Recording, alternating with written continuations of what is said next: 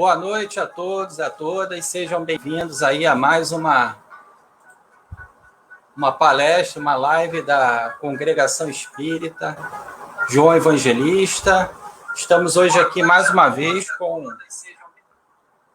o nosso amigo aí que sempre tem colaborado conosco, Marcos Jordão, para nos falar sobre o tema da fé.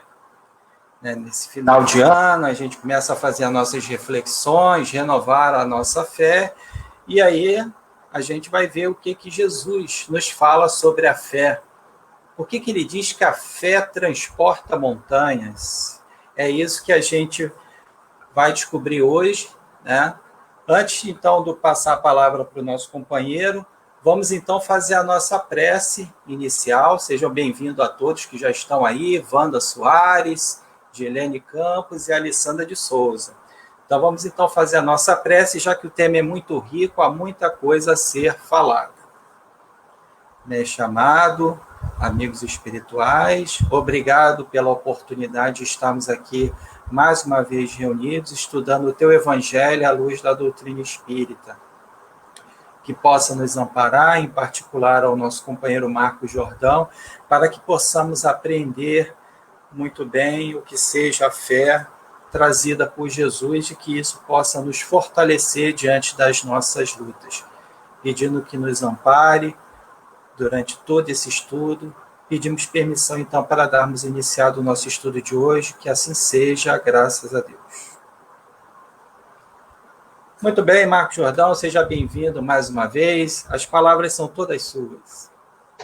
Muito obrigado, agradeço já logo no início essa oportunidade, até por conta de esse negócio de pandemia, e eu tenho uma atividade bem considerável dentro do movimento espírita, né? Esse negócio de ficar em casa todo dia na semana à noite tem me causado um certo tédio, né?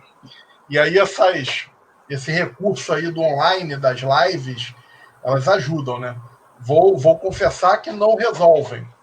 Eu não me acostumei ainda. Eu gosto da galera junto, né? Para nós trocarmos, nem que seja trocar olhares, né? Às vezes você está falando alguma coisa no olhar, né? Você vê se a pessoa concordou ou não.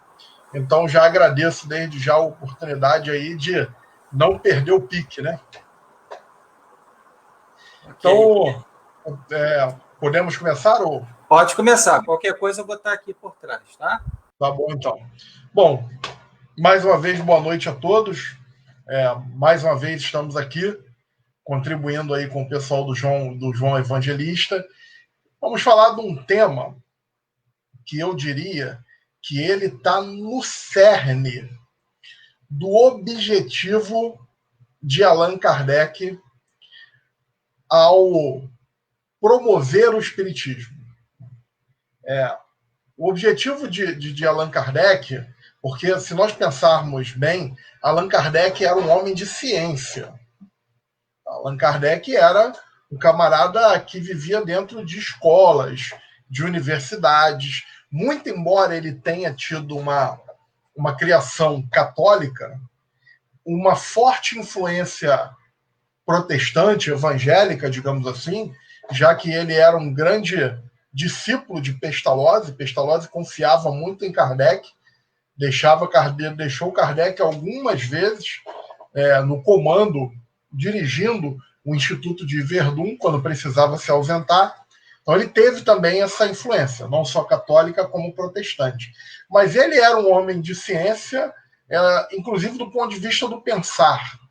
Ele pensava como um homem de ciência. Então, quando Allan Kardec resolve se dedicar ao estudo do espiritismo, e ao se dedicar, ele observa que ali existe todo um conjunto de conhecimentos, um corpo de ideias, e que essas ideias iriam nortear novos paradigmas, novos modelos de pensamento, ele estabelece que essas informações elas estavam no campo da razão, no campo da inteligência, no campo do palpável. Lá no Livro dos Médiuns existe uma frase que é famosa, onde o espírito Erastus, que é um dos orientadores, né, um dos que participam da orientação para a revelação da doutrina espírita, Erastus, que por sua vez se declara como discípulo de Paulo de Tarso, o Erastus vai dizer que é muito melhor você negar 10 mentiras, ou melhor, negar 10 verdades. Então, chega uma informação para você que é verdadeira e você nega. Não acredito nisso. Então, é melhor você fazer isso com 10 verdades, negar 10 verdades, do que aceitar uma mentira. Aceitar uma mentira significa que, a partir daquela mentira, nós começamos a construir um edifício de conhecimento, ou que vai nortear algum tipo de orientação.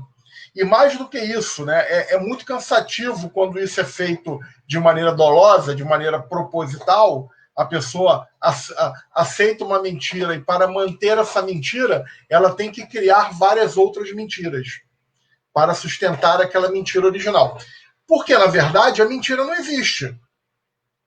Então, é muito trabalhoso, é muito custoso, é muito desgastante você manter uma mentira. A verdade não. A verdade, ela existe. Mesmo que você a negue, em determinado momento ela vai se firmar, porque ela é a verdade existe. Então, notem bem, no mesmo texto, o Erastus vai dizer o seguinte: se você está em dúvida, na dúvida, rejeite. Não aceite uma informação sem que essa informação passe pelo seu crivo, o crivo da razão, o crivo da inteligência. Ou seja, você tem que entender, você tem que perceber aquilo ali. E tem que entender mais ainda, tem que entender a fim de aplicar ela na vida, no dia a dia. Então, note bem, Kardec vai pautar o espiritismo nessas bases, na estrutura científica. Né? Ele afirma que o espiritismo é uma filosofia com bases científicas e consequências ético-morais. Tudo bem? Mas aí, note bem, o nosso tema é fé. A fé que transporta montanhas. Essa foi a afirmação de Jesus. Se tiveres a fé do tamanho de um grão de mostarda, que é pequenininho, ou seja, você tiver uma fezinha, você vai dizer à montanha, mova-se, e ela vai se mover. Essa é a afirmação de Jesus. Só que, note bem, a fé, vamos tentar entender o significado da fé. A fé, dentro do senso comum, o que é fé? Fé é acreditar naquilo que não podemos comprovar. Então, a gente já começa a entender aí uma impossibilidade de chegar a uma amarração da fé com o espiritismo. Porque se Kardec é o cara que afirma que você precisa entender, que você não deve aceitar alguma coisa porque o Divaldo falou, porque o Chico deixou escrito, não é só por isso. Eu teve uma época que eu tive aula com a professora Anete Guimarães, e a Anete, ela é filha da Ana Jaici Guimarães, e a Anete tem uma familiaridade com o Divaldo. Quando o Divaldo vem ao Rio, aquela palestra que ele faz lá na UERJ, aquela temporada, costuma hospedar-se na casa da mãe dela. Né? Então, a Anete disse que, conversando uma vez com o Divaldo, eles combinaram de se encontrar em Salvador, porque ela tinha uma palestra que ela ia fazer no interior da Bahia, e só que era uma cidade próxima, e eles combinaram de almoçar. Então ela disse que foi, pegou o ônibus, desceu no aeroporto de Salvador, tinha um casal amigo que iria levar para o lugar da palestra, que era um lugar que ficava 2-3 horas de distância da capital Salvador. Ela foi lá, fez a palestra, e falou, vamos lá, vamos almoçar com o Divaldo, que eu já tinha deixado agendado com ele, marcado esse almoço. Ligou, confirmou, o Divaldo perfeitamente. E no caminho, quando ela foi voltando para trazer o o casal foi trazendo a Anete para encontrar com o Divaldo, eles começaram a discutir sobre uma questão relacionada à reencarnação.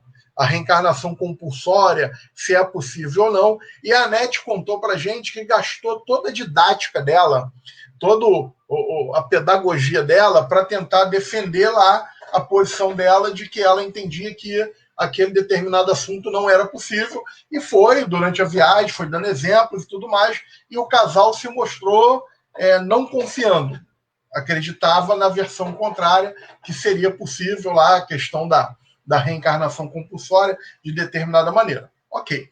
Quando eles chegaram no Divaldo, almoçaram, né, e tudo mais, e aí o casal falou assim, Divaldo, aí nós vínhamos conversando com a Anete sobre esse ponto de vista da reencarnação compulsória, e a Anete acha isso, a gente acha aquilo. O que você acha? Aí o Divaldo falou, não, eu concordo com a Anete, e deu uma explicaçãozinha rápida, né, e depois continuaram almoçando, mudaram de assunto, e aí o casal, depois do almoço, pegou a Anete lá do local onde eles estavam almoçando com o Divaldo e foram levar no aeroporto. No meio do caminho, quando eu estava chegando no aeroporto, a Anete falou assim, que pena que nós nem vamos esgotar o nosso assunto, né?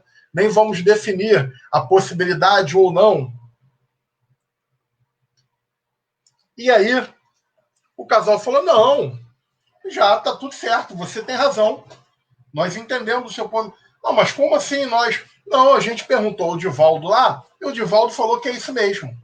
Aí ela falou assim, não, peraí, como assim?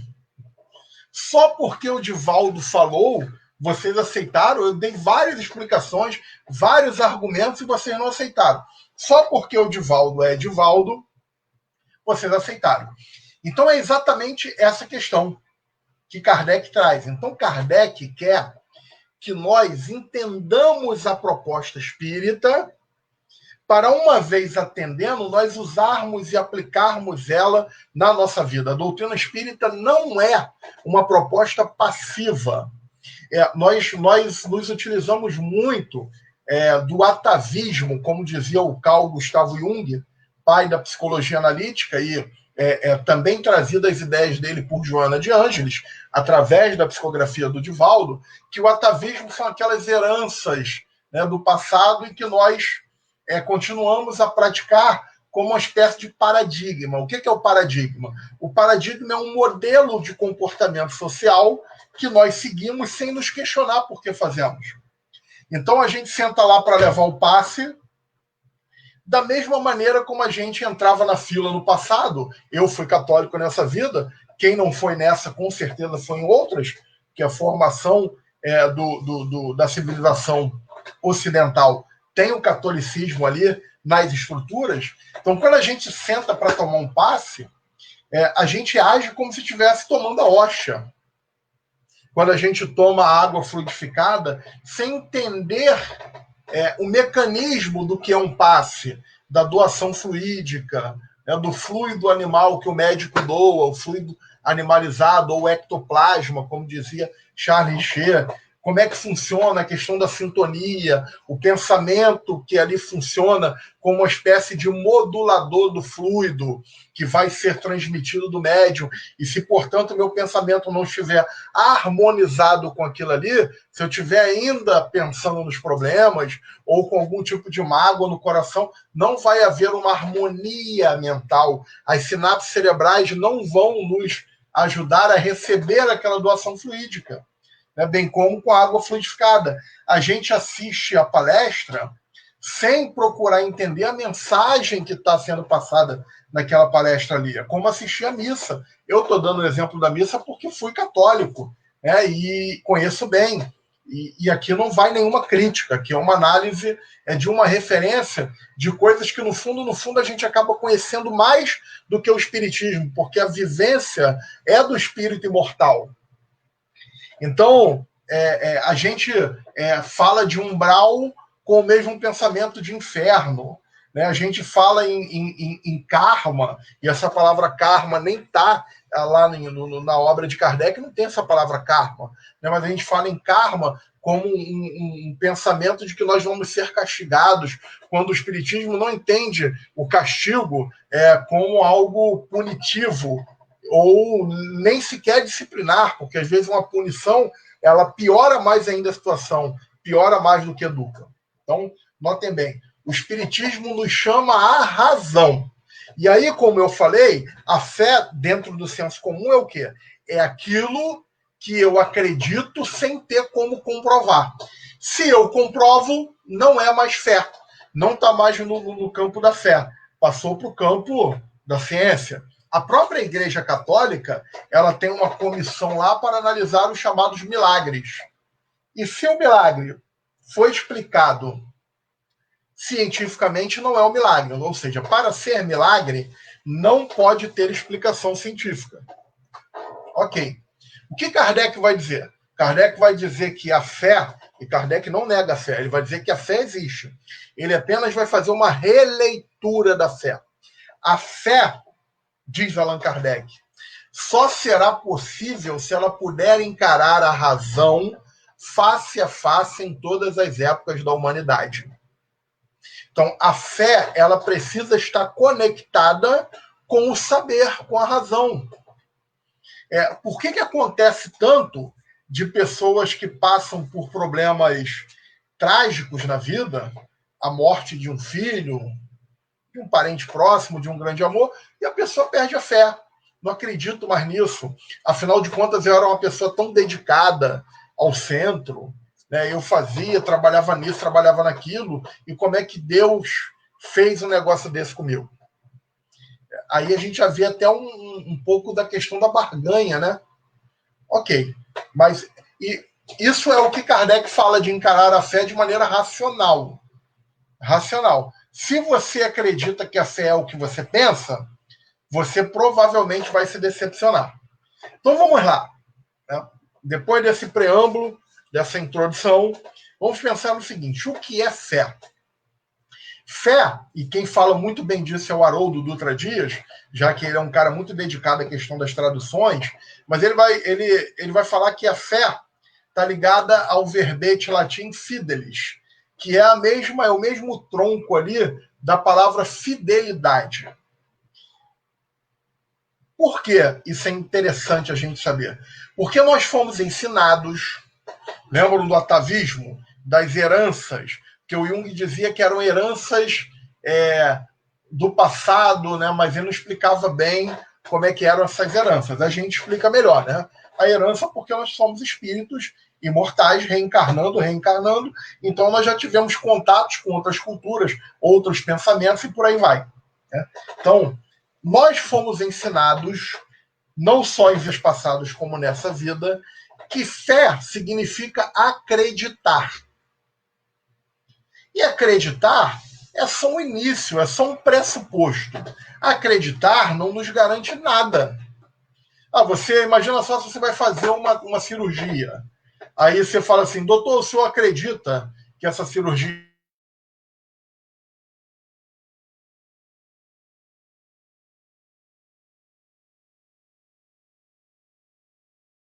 Opa!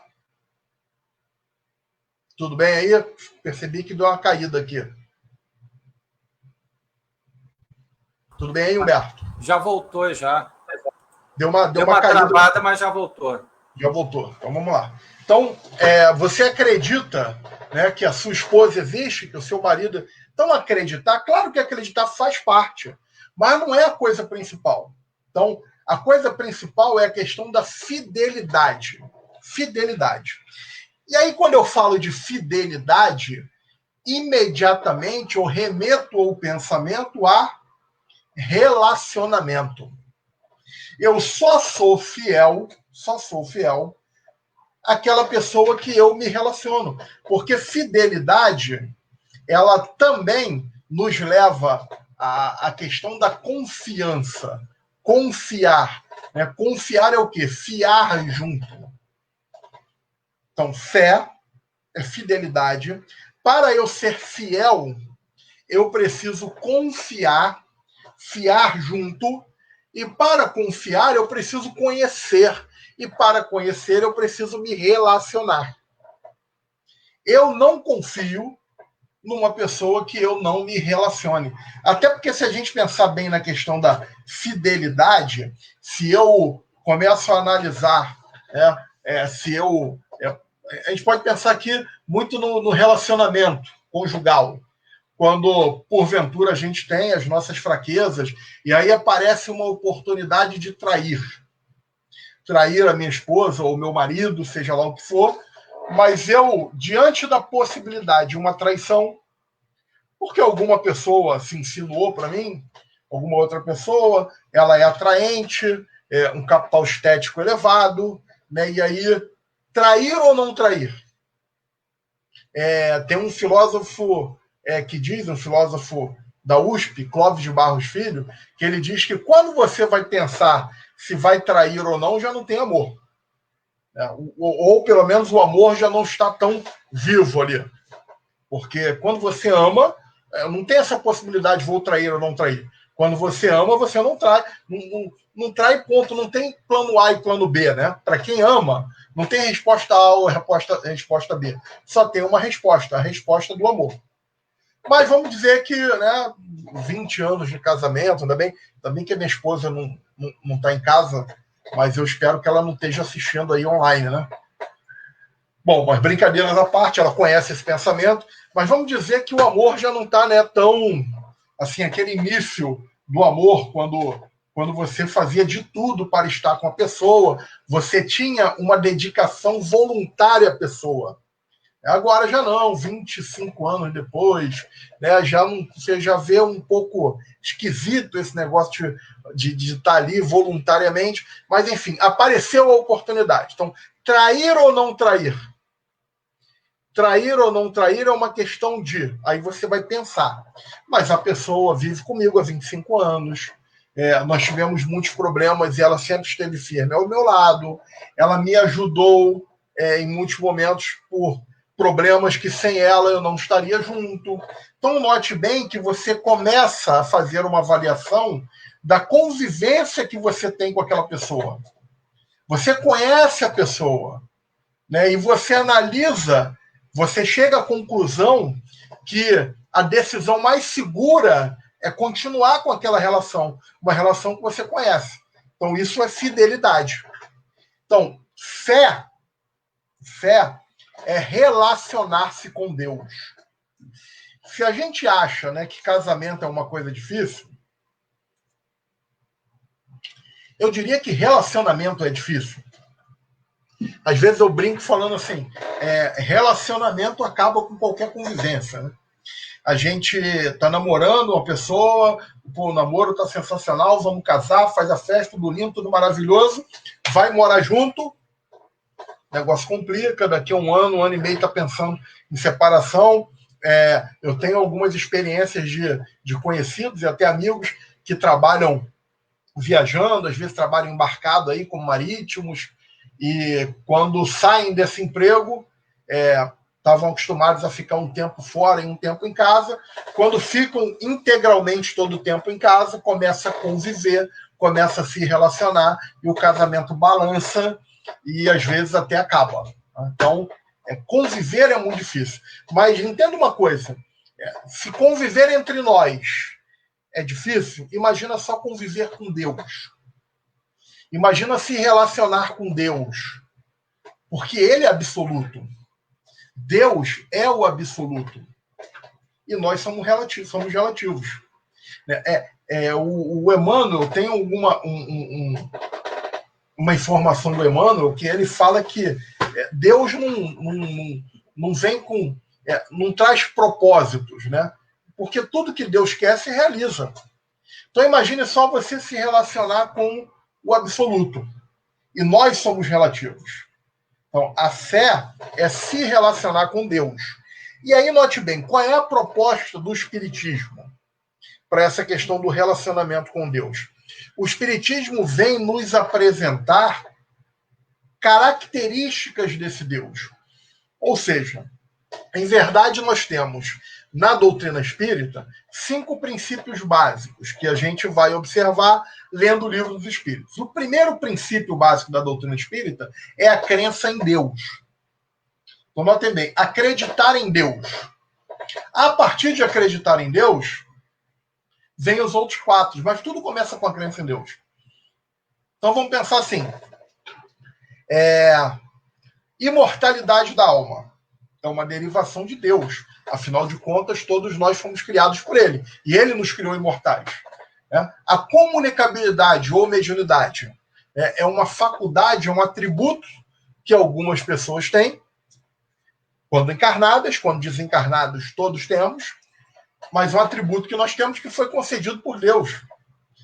A reencarnação estaria a justiça divina, a oportunidade que Deus nos dá, mais ou menos falando o seguinte, olha só, errei, posso tentar de novo?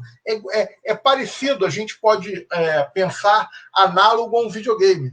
Acabou a vida. Posso tentar de novo? O bonequinho, o avatar, eu vou controlar ele? É uma concessão. O amor de Deus através da justiça. Evolução. Evolução é uma oportunidade que Deus nos dá. Ele podia ter nos criado já evoluídos, mas ele nos dá a oportunidade de evoluir para que nós possamos construir a nós mesmos, para que nós tenhamos o mérito da autoconstrução. Então, a crença em Deus, quando nós no Espiritismo, quando o Espiritismo fala assim, eu acredito em Deus, existe todo um cabedal de informações para que eu possa entender o que é esse Deus. Então, de cara, a primeira pergunta do Livro dos Espíritos, ele pergunta assim, o que é Deus? E olha só a resposta. Deus é a inteligência suprema, causa primária que dirige o universo. Olha só. Deus é a inteligência suprema, quer dizer que ele sabe mais do que a gente. E por que eu não entendo isso, às vezes? Por que eu não entendo ele? Justamente porque ele é a inteligência suprema. Vamos pensar, se nós chamarmos, e eu vou falar da matemática, que não é muito a minha área, aliás, não é quase nada a minha área, matemática que eu sei é só para sobreviver, mas vamos pensar que a gente traz um matemático, né, que seja muito experimentado, que possua uma habilidade muito grande em matemática, ele vai nos apresentar a resolução de um problema de cálculo 3, ele vai desenvolver aquilo ali com grande facilidade, vai chegar na resposta e eu não vou entender nada que ele fez. Por que eu não vou entender? Porque ele é mais inteligente do que eu. Eu não tenho ainda a capacidade de alcançar a maneira como ele raciocina. Então vejam só que Deus, na verdade, Kardec pergunta se nós não podemos conhecer melhor Deus, perceber melhor Deus. E os espíritos dizem que ainda não, porque nós não temos exatamente essa sensibilidade. Seria mais um sentido, seria uma percepção que ainda teremos, mas que não temos e que por isso precisamos ainda crescer mais, evoluir, amadurecer mais. E aí compara essa percepção como você tentar explicar as cores ou a luz a um cego de nascença. Uma pessoa que nasceu cega, ela vai ter grande dificuldade de você conseguir explicar para ela o que é a luz. Por quê? Porque não é que falta inteligência, falta uma percepção para eu poder me relacionar. Então, portanto, a primeira coisa que a gente tem que ter em mente, né? E eu, abrindo um parênteses aqui, eu sempre cobro muito, quando estou em discussões espíritas, discussões, né, de troca de ideias e divergências, divergimos, que o movimento espírita ele precisa estudar. Não dá para ser espírita sem estudar, gente. Não dá. O próprio Kardec fala isso, não sei o que estou falando isso. Lá no livro dos Médiuns, ele fala lá naquele capítulo chamado O Método, que não dá, assim, ele diz que o espiritismo, como toda ciência, não pode ser praticado a brincar. Não é uma brincadeira. Por quê? Justamente por esse caráter ativo que cada um de nós precisamos ter. Inclusive, nós conclamando, o próprio Kardec e os espíritos, a divulgação dessa ideia. Então, não dá para nós querermos nos dizermos espíritas ou entender que somos sem estudar. Então, Deus está lá o primeiro capítulo do Livro dos Espíritos.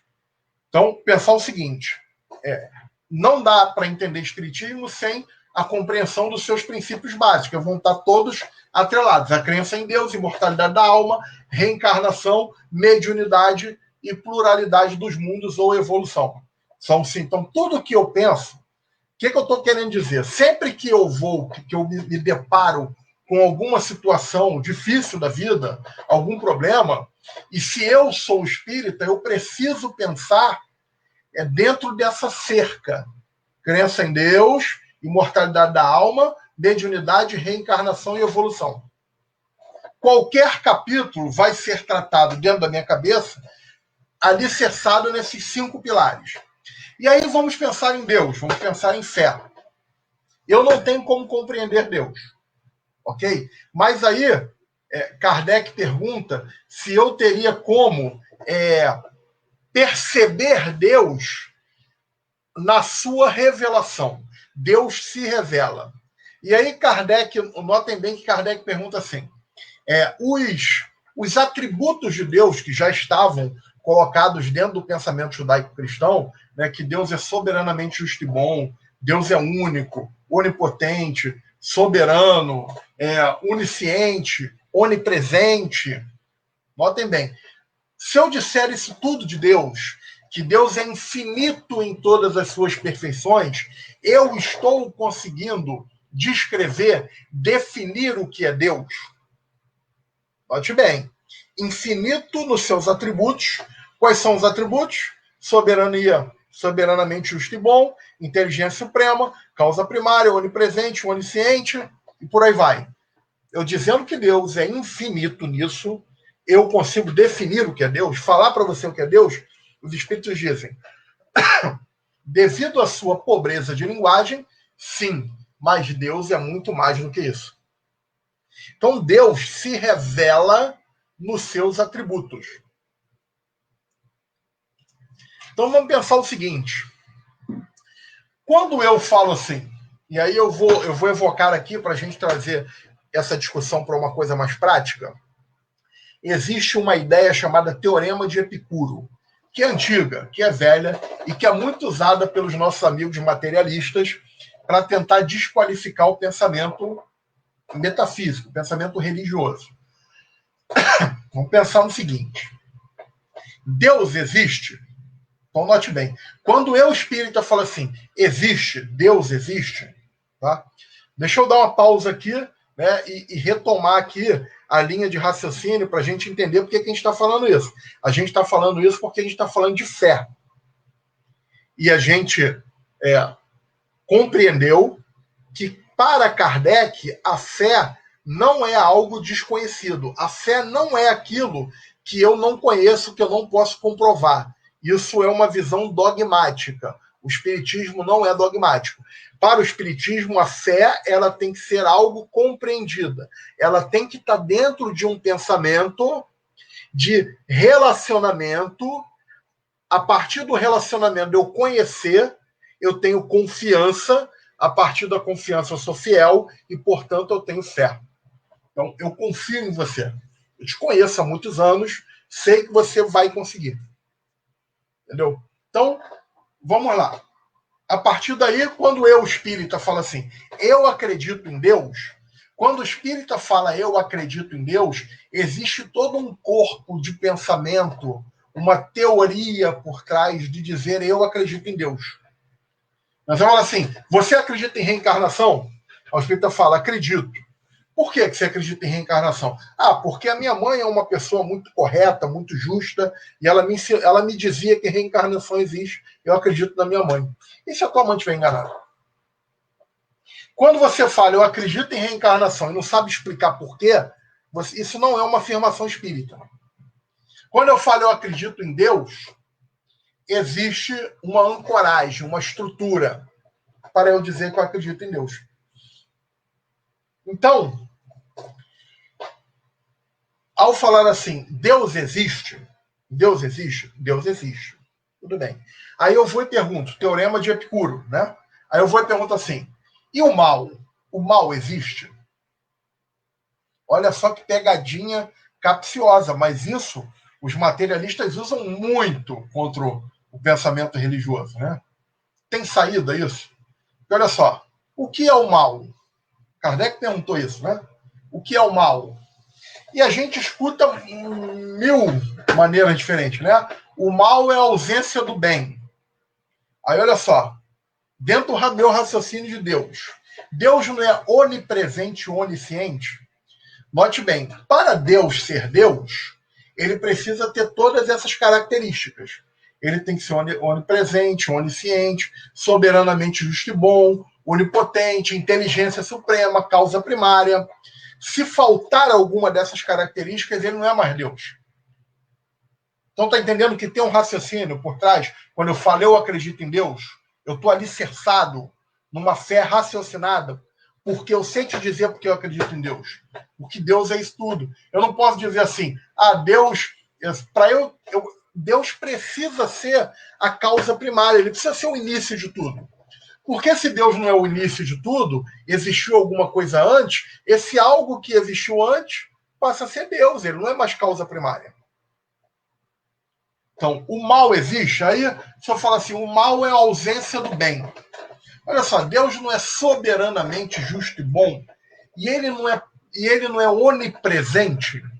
Onipresente significa o quê? Não existe nenhum confins do universo que Deus não esteja presente. Deus está presente em todos os lugares, em qualquer buraquinho na parede, Deus está presente.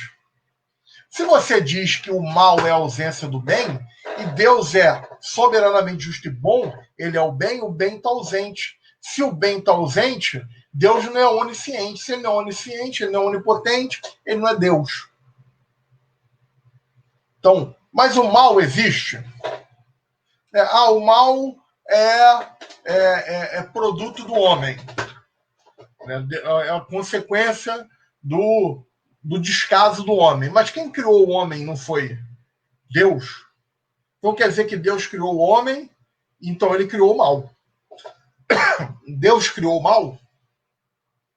Então notem que aqui existe uma impossibilidade filosófica. Ou Deus existe ou o mal existe. Não dá para existir os dois. Eu falo, peraí, Marcos, você está querendo dizer que o mal não existe? Não, eu não estou querendo dizer nada.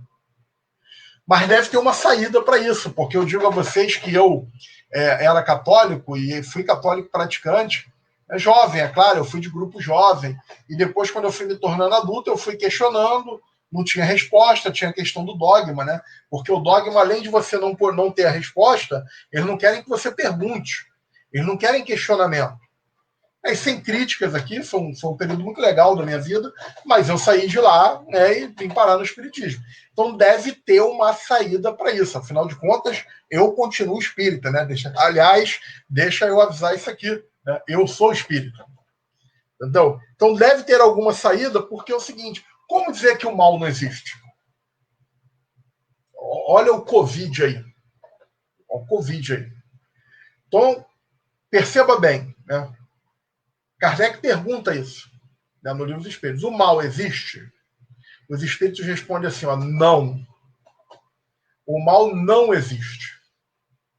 E Kardec tem esse espanto que eu tive, que provavelmente vocês tiveram ou estão tendo. Como assim o mal não existe? E isso tudo aí, morte, assassinato, essa história de polarização, as pessoas não se ouvem, já querem brigar, começam a discutir, às vezes estão discutindo às vezes por assuntos diferentes, não param nem para verificar se o tema da discussão se está sendo compreendido bem. A professora Nete Guimarães fala muito isso, né? Antes de você começar uma discussão, certifique-se que você sabe exatamente do que você está falando. Então, assim, como entender que o mal não existe? Então, Kardec pergunta, isso aí, esse mundo doido aí que a gente está vivendo, isso aí não é o mal? Então eu não posso dizer que isso é o mal? E aí notem que eles vão dizer o seguinte, isso que vós entendeis como mal é ignorância. Ignorância. Em verdade, o mal, e aí a gente vai entender aqui o mal dentro da cultura judaico-cristã, o mal como a personificação de uma pessoa, né, que seria Lúcifer, que era o portador da luz, e aí brigou com Deus. Deus estava chateado, né? Olha só, Deus, sim. Se a gente pensar que Deus mudou de ideia, notem bem. Se a gente achar, Deus mudou de ideia, ele era assim, mas agora ele expulsou Lúcifer, ele criou Lúcifer, mas diz que Lúcifer não serve, mudou de ideia. Então ele não é Deus. Por quê? Porque ele não vai ser onisciente, ele não vai ser onipotente. Deus não muda de ideia. Entendeu? Então, o mal caracterizado nessa influência do diabo, né, que toma, isso não existe. O mal é produto, ou seja, esse distúrbio que a gente chama de mal, ele é provocado por ignorância, pela nossa ignorância, de todos nós. Vamos entender melhor isso? É uma figura de linguagem para a gente entender exatamente isso. Vamos dizer que uma criança, né, você tem uma criança, vou botar aí uma criança dos 4 anos de idade, uma criança vem e a gente está ali parado fazendo alguma coisa, a criança vem, tropeça e chuta a nossa canela. Dá um chute na nossa canela. O chute na canela dói pra caramba. Dói muito. Aí a gente pensa assim, devemos castigar ou punir a criança pela sua incompetência? Ou pela sua maldade? E eu garanto que todo mundo vai dizer que não. Não devemos punir a criança pela sua incompetência e pela sua maldade. Mas peraí. Então nós não devemos castigar a maldade? Nós não devemos punir a maldade? Nós não devemos punir a incompetência? Pensar nisso. Ele vai falar, não, no caso da criança não. Por quê? Porque ela é fofinha. Porque ela é bonitinha. Eu tenho uma filha que vai fazer 9 meses, né? Minha filha tem 9 meses. E ela agora está naquela fase, você bota ela no colo, ela fica dando tapa na sua cara. Né? E a gente acha lindo de morrer. A fofinha, a gente já fala, não pode bater na cara do papai, não pode bater na cara da mamãe, mas ela é fofinha, ela é gostosinha, ela é lindinha, ela é cheirosinha. Então, a gente olha para aquilo ali como o quê? Como um ser inocente, ela não sabe o que está fazendo. Ela ignora que aquele chute da canela está provocando dor. Ela ignora tudo isso. Mas vamos dizer que essa criança, ela foi lá e deu um chute na canela do amiguinho da idade dele. O amiguinho foi e revidou, deu um soco na cara. Um soco na cara do. E aí você está tomando conta das crianças. Já viu lá no Humildade e Amor, tem aquela sala que fica com os filhos, para os pais poderem assistir o estudo, né? E toda semana tem um sorteado lá. Normalmente é a galera da evangelização infantil. Alguém fica lá, 1 ou 2 pessoas tomando conta, e você está ali, mas não pode bater no amiguinho. Mas ele chutou a minha canela. Mas você não pode. Por quê? Por que não pode? Ele chutou a minha canela e eu dei um soco na cara dele. Você dizer que eu não posso revidar é injusto. Não, mas não pode, não pode. Aí você desiste, né? Não, deixa para lá, não pode. Separa os dois. Mas como é que você vai explicar se pode ou não pode? Ele não compreende, ele não entende. Mas você olha ali, são 2 crianças. E aí, vamos agora transferir isso para um adulto. Quando um adulto chuta a canela do outro. Chutou a canela, o outro quer revidar. Você fala, não, mas não pode bater no amiguinho. Né? Uma fechada no trânsito. Fecha no trânsito, os 2 saem para discutir, é aquela discussão horrorosa, às vezes chega às vias de fato. Não, mas não pode, tem que deixar para lá. Mas como assim? Ele me fechou, ou ele me bateu primeiro, eu tenho direito, isso é justo, isso não é justo.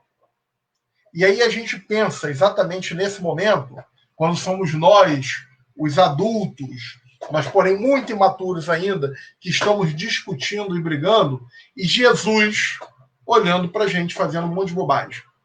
Um monte de bobagem. O que ele diz? São crianças imaturas, não sabem o que estão fazendo. Não foi isso que ele falou lá na cruz? Pai, perdoai-os, eles não têm a menor noção do que estão fazendo. A menor noção do que estão fazendo. Se eles soubessem a besteira, se eles tivessem maturidade para entender. Então, o mal é ignorância, é imaturidade. né? É bobeira, é besteira. Ah, mas ele matou. Como assim matou? Aí lembram dos 5 princípios básicos? E a imortalidade. A gente escuta isso de espírito, né? Nas sessões de desobsessão.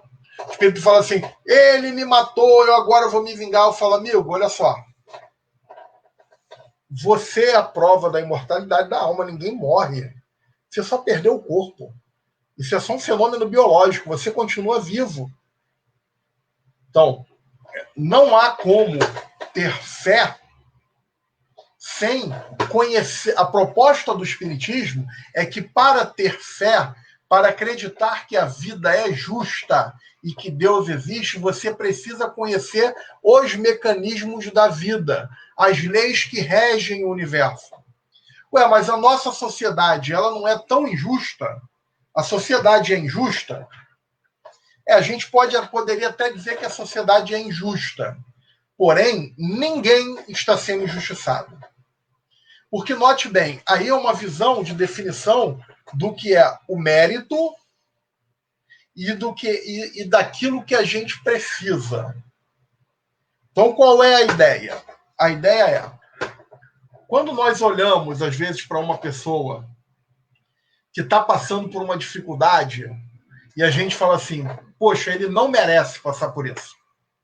Quando a gente fala isso, a gente está dizendo assim, Deus não existe. Isso é falta de fé. Dentro do pensamento espírita, isso é falta de fé. Ele não merece estar passando por isso, então Deus não existe. O mal existe, então Deus não existe. Como assim ele não merece? Então, Deus se enganou? Não, você sabe melhor o que é melhor para ele mais do que Deus. O que é merecer? O que é mérito? Nós temos os nossos méritos? Todos nós temos méritos. O mérito é aquilo que você já conquistou. Você não precisa passar mais por aquilo, porque você já venceu aquela etapa em alguma outra situação. Inclusive, quando a gente fala assim, fulano tem mérito para isso, tem mérito por isso que ele se curou, tem mérito por isso que ele venceu na vida, ele tem uma condição financeira que dá a ele tranquilidade, porque ele tem mérito, significa o seguinte, ele não precisa mais passar por aquilo ali. Ele não precisa passar mais por aquele problema, porque ele já conquistou. O mérito é um direito nosso. O mérito não é bondade de Deus. A bondade de Deus não é isso. O mérito não é Deus que foi bonzinho contigo. Não, você conquistou isso. Então, quando você olha uma pessoa passando por uma situação, significa que ele precisa passar por aquilo ali. Notem a visão da doutrina espírita e como isso vai, uma vez a gente entendendo isso, e eu sei que isso a gente não vai entender de uma hora para outra, né? Eu estou nesse negócio aí há 30 anos e ainda não vou dizer nem que erro. Errar, eu erro pra caramba. Às vezes, na análise dos meus erros, eu ainda fico pensando, pô, mas será que é? Será que é isso mesmo? Afinal de contas, né, o orgulho, eu fiz tão direitinho, eu conheço tão bem isso. Então, quando a gente precisa de um aprendizado, a gente vai passar por um momento de sofrimento ou de dor. Então, vejam só, a proposta do sofrimento e da dor, portanto, do mal para o Espiritismo, é uma proposta otimista e pedagógica. Ela serve para me tirar de uma inércia ou então me tirar de uma situação que eu estou me complicando cada vez mais. Então, às vezes, eu estou cometendo erros. Já viu aquele papo de eu sou assim, não vou mudar? Eu sou desse jeito, quem quiser que me ature nessa... Porque nós nos conhecemos, né, gente? Nós não somos flor que se cheire. A gente usa uma maquiagem muito interessante, mas cada um que se conhece, não é isso? O verdadeiro espírita, dizia Kardec, é aquele que usa de todas as suas forças para domar as suas más inclinações. Ninguém tem carteirinha de fiscal da vida alheia, e nem Deus. Existem as leis que Deus criou e que ele sabe que a vida oferece protocolo de resposta para todas as situações. Então, note bem, se eu estou numa situação complicada, se eu estou me complicando, né, o que é melhor? O que faz eu parar e falar, opa, é a dor. Então, a dor e o sofrimento, na verdade, a dor ela só vai ser ruim quando ela não é compreendida. É você fala, a pessoa está ali sofrendo, alguém fala, tem fé em Deus. Aí o cara vira assim e fala assim, pô, como assim, meu amigo? Fé em Deus? Pô, estou aqui sofrendo, perdi o emprego, minha mulher me abandonou, meus filhos não querem saber de mim, eu agora sou morador de rua. Como assim fé em Deus? Onde é que está Deus? Agora que fala assim, tenha fé em Deus, porque isso que você está passando representa que você precisa tirar algum aprendizado para sair dessa situação mais fortalecido. Portanto, a dor ela é ruim, muito ruim, mais do que o natural, quando você não encontra um sentido para a dor. Se você não encontra um sentido para a dor, aí sim a dor vai se tornar uma coisa ruim, porque ao não encontrar o sentido para a dor, aí você chega no sofrimento. O que é o sofrimento? O sofrimento é uma inconformidade com a dor. Ué, mas a gente se conforma com a dor? Claro que sim. Vai sair a vacina aí para o coronavírus, né? E aquela espetadinha da agulha, aquilo dói. Mas eu garanto que a maioria de nós, né, a maioria, espero eu que todo mundo, vai lá tomar aquela espetadinha, aquela dor amarradão, porque entende que o sentido para tomar aquela espetadinha, furar aquela dor, o sentido daquilo ali é o quê? É me livrar do vírus, da pandemia, que está impossibilitando, né, a nossa liberdade, e ela é extremamente necessária. Eu preciso passar por aquilo ali, assim como a questão da Covid, entender por que está acontecendo. Então a sociedade é injusta. Se nós tomarmos do nosso ponto de vista, nós vamos dizer que sim, mas na realidade ela não é, porque a sociedade ela oferece. Vamos pensar no seguinte: a sociedade está pior. O mundo, talvez tanta gente fala isso, não, a gente está passando por momentos complicados, né? Momentos difíceis, né? Aí eu me pergunto assim, será que em 1950, né, a sociedade era menos machista? A mulher era menos oprimida? Não, hoje a mulher conquistou. Ainda falta muito para conquistar. Ainda falta. Mas se você comparar com 1950, né, será que em 1932 o racismo não existia e agora nós somos uma sociedade mais racista? Será que os direitos humanos, os direitos do homem e da mulher, né, no século passado, eram mais observados do que são agora? Não, a sociedade vai melhorando de acordo com a melhoria do indivíduo. Então, a sociedade, na realidade, se nós olharmos do nosso ponto de vista estreito e sem entender o sentido da dor e do sofrimento, sem entender esse sentido, nós vamos achar que ela é injusta. Mas se a gente se analisar um pouquinho, nós vamos ver que, apesar de ser injusta, ninguém está sendo injustiçado. Tudo aquilo que nós passamos ou é porque a gente precisa, ou é porque a gente merece. Porque conquistamos isso. Então, se nós olharmos a sociedade de uma maneira macro, levando em consideração todas as forças que estão ali, nós vamos olhar que está tudo certinho. Afinal de contas, existe um Deus soberanamente justo e bom que comanda e que dirige todo o universo. Humberto, temos alguma pergunta para eu fazer a finalização? Barganhar as relações com Deus por tudo que fazemos de bom.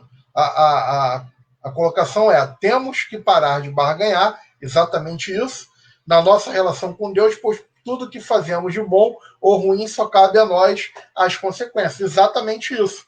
Né? Eu uma vez quebraram o retrovisor do meu carro aqui na porta da minha rua, uma pessoa passou e bateu no retrovisor e eu falei assim, né?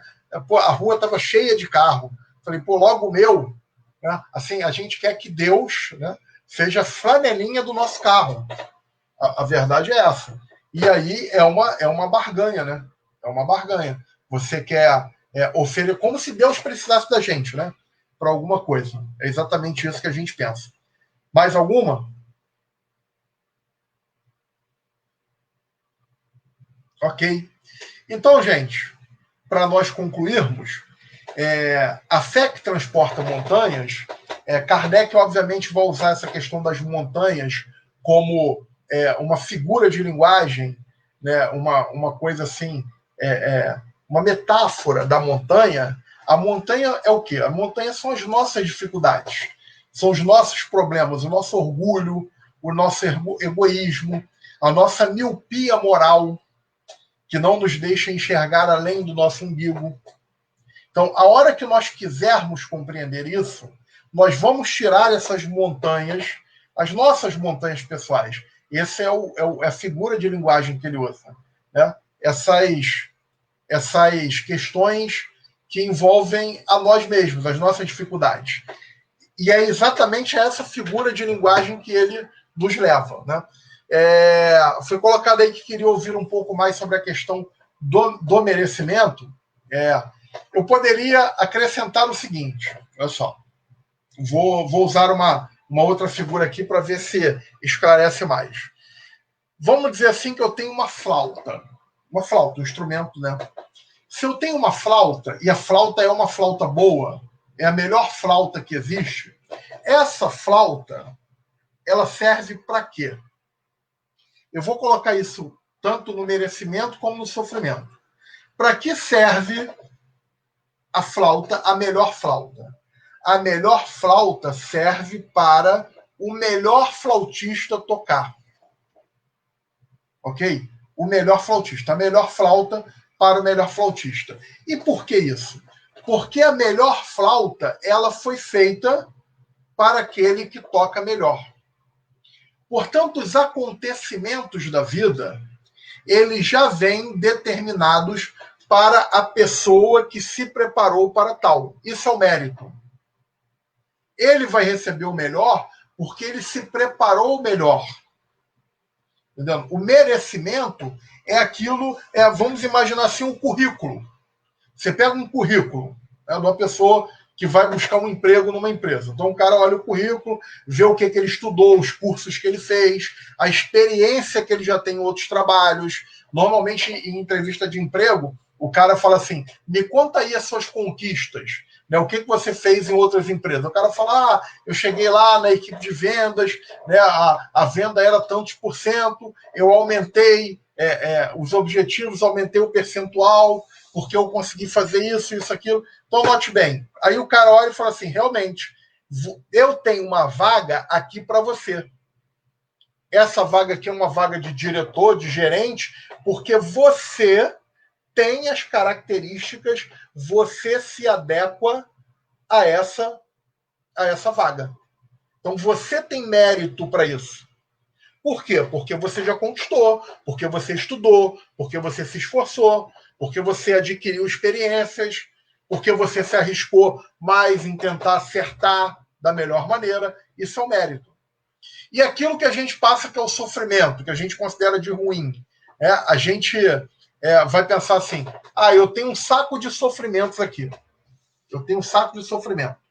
E eu vou distribuir esse sofrimento aqui para as pessoas.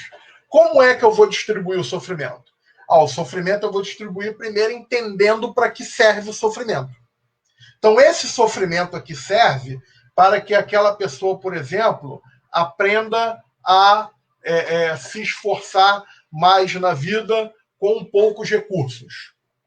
Então, ela vai passar por... Então, esse sofrimento aqui é para uma pessoa que está precisando aprender a passar pela vida com poucos recursos financeiros, ela passar por isso de uma maneira mais assertiva, sem reclamar tanto, sem cometer nenhum tipo de irregularidade. Então, esse sofrimento aqui da pobreza serve para aquela pessoa ali, para ela aprender isso. Porque quem já passou por isso e compreendeu a lição, já tem o mérito de não precisar mais disso. Um exemplo, entendeu? Então, nós chegamos ao nosso horário. Eu queria concluir, né, apenas com uma... Oi, não... Essa fé que transporta montanhas. Essa fé que transporta montanhas, eu já nasço com ela, ou eu a adquiro ao longo da vida? Adquire ao longo da vida, né? Nós fomos criados simples e ignorantes, né? Mas digamos assim, a gente foi criado simples e ignorante com a sementinha lá. A gente tem a sementinha do afeto, do sofrimento, do sentimento, afeto, sentimento, e a sementinha do intelecto, da inteligência, né?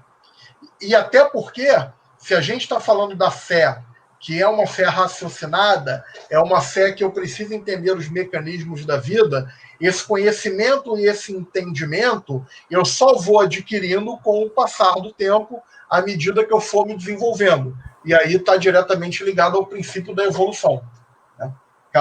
Você vai um degrau de cada vez. O Fernando aqui, ainda em cima da questão do merecimento, ele fez esse pergunta aqui, ó. Então, devo, em cada encarnação, fazer um aprofundamento em meus estudos para que, se não nessa, mas na próxima, eu tenha um merecimento. Fernando, na verdade, Fernando, o que eu diria sobre a questão do conhecimento e do estudo, o conhecimento e o estudo, eles não fazem a tarefa completa. O conhecimento e o estudo, eles vão te dar a ferramenta, o instrumento para passar pelas situações da vida e saber discernir melhor o que é certo e o que é errado. Então, é uma questão de eu estar melhor, assim, com uma maneira mais lúcida, para que eu possa aplicar, porque, note bem, não adianta nada eu estudar e não aplicar aquilo ali na minha vida. O estudo, ele te dá o quê? Ele te dá o conhecimento. Ele te faz perceber como as coisas funcionam. Ele te dá as relações de causa e efeito. Por que eu estou sofrendo? O que é a dor? Né? Eu mereço, eu não mereço? Mas se você não pegar isso e aplicar na vida, na hora do sofrimento, na hora que você tiver um problema financeiro, na hora que você perdeu algum amor na sua vida, você não aplicar isso na sua vida para poder minorar esse sofrimento, né? Se você não tiver esse conhecimento dentro de si, se você não usar ele não vai servir para muita coisa. Tá? Então, o estudo precisa estar aliado à vida, ao dia a dia. Senão, sozinho, ele não resolve. Reforçando, se você adquirir o conhecimento e não praticá-lo, você está aumentando o seu grau de responsabilidade perante os seres atos. Foi o exemplo que ele deu da filha dele, né, que tem a questão da ignorância, de não saber. Mas à medida que a gente vai adquirindo conhecimento, mas não vivencia, a gente aumenta o nosso grau de responsabilidade, porque a gente já tem o discernimento, mas não está vivenciando. Né? Eu vou... Obrigado a vocês. Eu vou concluir com uma historinha rápida, né, que eu ouvi, eu não lembro se foi do Divaldo, mas diz o seguinte, um avião, né, ia decolar, e aí as pessoas vão entrando no avião, se acomodando nos seus lugares, e um homem observou que uma criança chegou, acompanhada ali da tripulação, veio uma aeromoça, trouxe aquela criança até a cadeira, colocou o cinto de segurança nela, e falou, qualquer coisa você me chama, e a criança ficou ali sozinha, ela tinha mais ou menos uns 8 anos de idade. Esse homem que observava aquela criança, ele tinha um certo medo de avião. Mas ele notou que a criança estava muito tranquila. A criança estava ali, estava lendo uma revistinha, o avião decolou, na decolagem aquela tensão para quem tem medo de avião, e tudo corria muito bem, quando de repente o piloto anunciou que iriam passar por uma turbulência. E a turbulência foi muito forte, o avião chacoalhou para cá, chacoalhou para cá, para lá. Aquele homem ficou com muito medo, mas observou que a criança estava absolutamente tranquila. Depois que passou, o avião pousou, aí tem aquele período de desembarque. Ele teve a curiosidade, chegou para o menino e falou, ei, garoto, você se comportou muito bem, parabéns, eu estava aqui morrendo de medo. Você não tem medo de avião? Aí ele falou assim, não tenho medo. Mas como assim? Você é tão pequeno, não tem medo de avião? Ele falou, olha, eu não tenho medo de avião, porque, principalmente nesse voo, porque o meu pai é o piloto. Aquele garoto era filho do comandante da pessoa que estava pilotando o avião. Então, eu quero concluir com essa história exatamente porque ela ilustra exatamente a nossa relação com Deus, que tem que ser uma relação de pai e filho. de relação, de conhecimento, de troca de ideias e de buscar ao máximo entendê-lo e compreender para aí sim a gente adquirir a confiança que a gente necessita para passar por uma vida que não é, né, não é tranquila. A turbulência é muito forte. Muito obrigado, graças a Deus. Obrigado, Marcos. Boa palestra, várias reflexões. Gostei muito quando também citou a questão do estudo, né, da importância de a gente estudar Kardec, né, para poder entender melhor, para não se deixar levar por alguns conceitos que não tem nada a ver com a doutrina espírita, né, a importância da fé raciocinada, né, para a gente poder, então, transportar essas montanhas. Então, eu vou pedir a você a gentileza de fazer a prece final. Antes, eu só vou dar o recado. Eu queria agradecer a todos, obrigado aí pela participação, pelas perguntas, e avisar que, excepcionalmente, nas 2 próximas sextas-feiras, não teremos palestra ao vivo, porque vai dia 25 e dia 1º, então dá uma pausa, mas no dia 8 retornamos com as nossas palestras, enquanto for necessário ter a Casa Espírita fechada, tá? Então a gente vai manter, então retornamos aí no dia 8, mas você, se quiser, nesse período de festas, pode assistir todas as palestras realizadas desde abril para cá, quando começamos com esse projeto, estão todas aqui no Facebook, mas eu sugiro sempre que entre no nosso canal, porque lá fica mais fácil para você encontrar aquela palestra que você quer ver, ou aquele tema. Estão todas lá armazenadas desde o dia 19 de abril, e essa daqui também vai estar lá nesse final de semana.